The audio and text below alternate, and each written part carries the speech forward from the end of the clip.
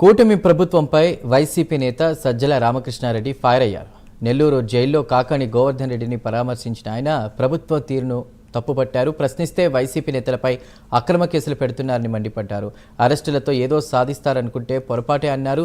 అరెస్టులు ఎమర్జెన్సీని తలపేస్తున్నాయని సజ్జల విమర్శించారు. అధికారం లేకొచ్చిన చంద్రబాబు నాయుడు గారి ఆధ్వర్యంలో అధికారం లేకొచ్చిన కూటమి ప్రభుత్వం రావడానికి ముందు బరి తెగించి ఏదైతే డిక్లేర్ చేశారో, మేము వస్తే రెడ్ బుక్ రాజ్యాంగం ఉంటుంది, రెడ్ బుక్ పాలన ఉంటుంది, ఏదో మాటలు చెప్తున్నారు అనుకున్నాం. కానీ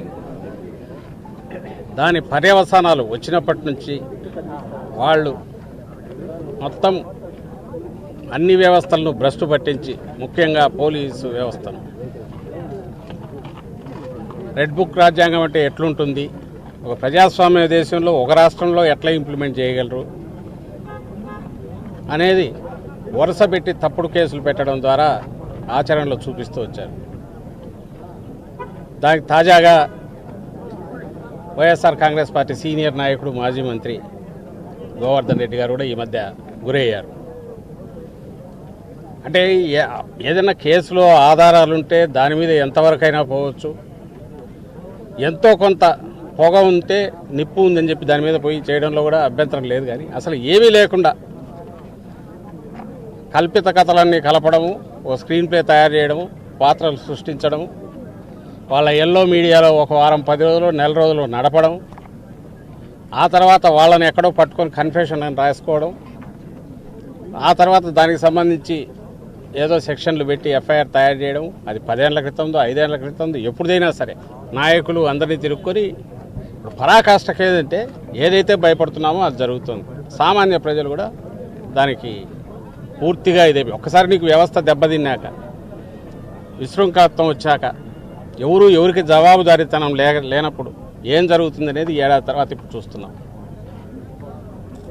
దీనికి ఇలా వీళ్ళు చేయడం వల్ల ఏదో సాధిస్తారనుకుంటే అది పొరపాటు.